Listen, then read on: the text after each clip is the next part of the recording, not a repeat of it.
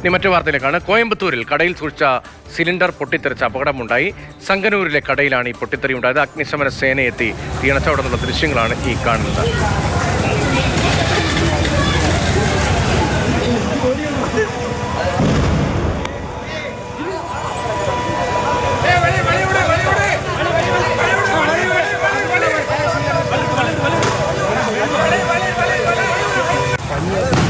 K P ശ്രീധരനുണ്ട്. Sreedharan, പൊട്ടിത്തെറി ഉൾപ്പെടെ അത്തരം ദൃശ്യങ്ങൾ ഉൾപ്പെടെ അപകടത്തിൻ്റെ ഗൗരവം എത്രത്തോളം വലുതാണ് എന്ന് വ്യക്തമാക്കിക്കൊണ്ട് പുറത്തു വന്നിട്ടുണ്ട്.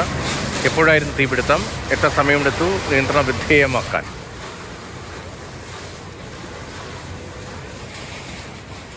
കോയമ്പത്തൂരിലെ സംഗന്നൂരിലാണ് ഒരു കടയിൽ സൂക്ഷിച്ചിരുന്ന സിലിണ്ടറുകൾ പൊട്ടിത്തെറിച്ചത്. 5 സിലിണ്ടറുകൾ പൊട്ടിത്തെറിച്ചു എന്നാണ് അഗ്നിശമന സേന അറിയിക്കുന്നത്. ഇതെങ്ങനെ പൊട്ടിത്തെറിച്ചു, അതിനെന്തെങ്കിലും അപകടത്തിന് എന്താണ് കാരണം സംബന്ധിച്ചൊക്കെ അന്വേഷണം തുടരുകയാണ്.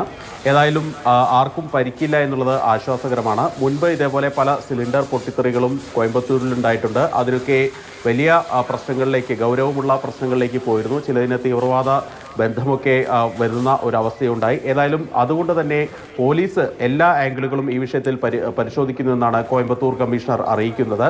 നിലവിലേതായാലും അസ്വാഭാവികമായിട്ടൊന്നും കണ്ടെത്തിയിട്ടില്ല. ഒരു സാധാരണ സ്ഫോടനം എന്നുള്ള നിലയിൽ തന്നെയാണ് പോലീസ് ഈ വിഷയം കാണുന്നത്. ഫോറൻസിക് വിദഗ്ധർ ഉൾപ്പെടെയുള്ളവർ ഈ സ്ഥലത്തെത്തി പരിശോധനയൊക്കെ നടത്തുകയും ചെയ്തിട്ടുണ്ട്. ഏതായാലും ആശങ്കപ്പെടേണ്ട യാതൊരു സാഹചര്യമില്ല.